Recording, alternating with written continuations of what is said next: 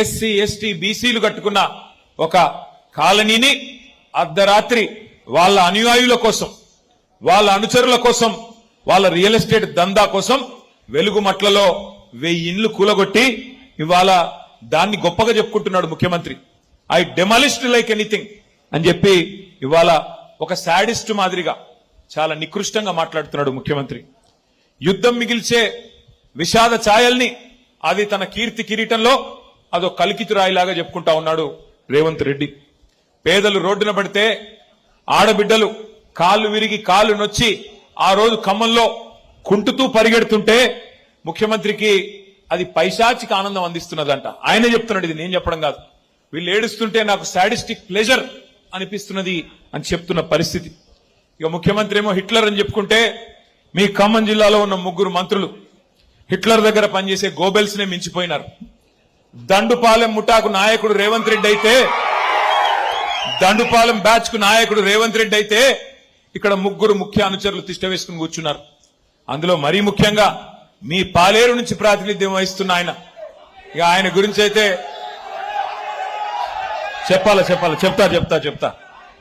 పుష్కర కాలం నీళ్లతో, నిధులతో, సంక్షేమ పథకాలతో, రైతు కన్నీరు లేకుండా పుష్కలంగా మరి పంటలతో విలసిల్లిన తెలంగాణ ఇవాళ ఈ ముష్కరుల పాలనలో ఇబ్బందుల పాలయ్యింది. వాస్తవమా కాదా మీరే ఆలోచన చేయండి. 12 ఏళ్ల తర్వాత ఇవాళ ఒక్క మాట నేను అడుగుతా ఉన్నా. ఒకవైపు రాష్ట్ర రెవెన్యూ మాత్రం పడిపోతా ఉన్నది, రాష్ట్ర రెవెన్యూ తగ్గుతున్నది. కానీ రెవెన్యూ మంత్రి గారి అవినీతి సామ్రాజ్యం మాత్రం 100,000 రెట్లు పెరిగిపోతా ఉన్నది. నేను చెప్పింది కరెక్టేనా? ఇవాళ మీ రెవెన్యూ మంత్రి గారి గురించి కొద్దిసేపు మాట్లాడుకోవాలా. అట్లాగే పక్కనే ఉన్నారు వ్యవసాయ మంత్రి. రాష్ట్రమంతటా వ్యవసాయం సంక్షోభంలో ఉన్నది. రైతు బంధు లేదు, యూరియా లేదు, ఇంత పోని కరెంట్ అన్నా సరిగ్గా ఇస్తారా అంటే కరెంటు లేదు.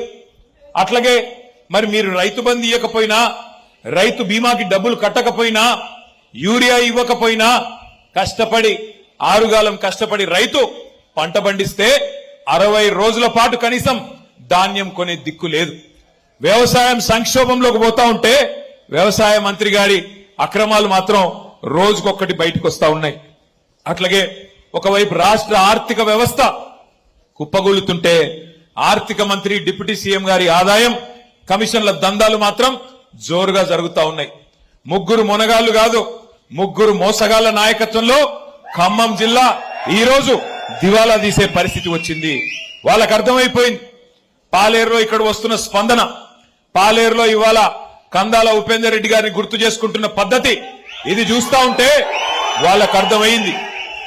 మా కేల్ ఖతం, దుకాణం బంద్, కాంగ్రెస్ మళ్లీ గెలవదు, అందుకే దీపం ఉన్నప్పుడే ఇల్లు చక్కబెట్టుకోవాలని చెప్పి ఇష్టం వచ్చినట్టుగా విచ్చలవిడి దోపిడి.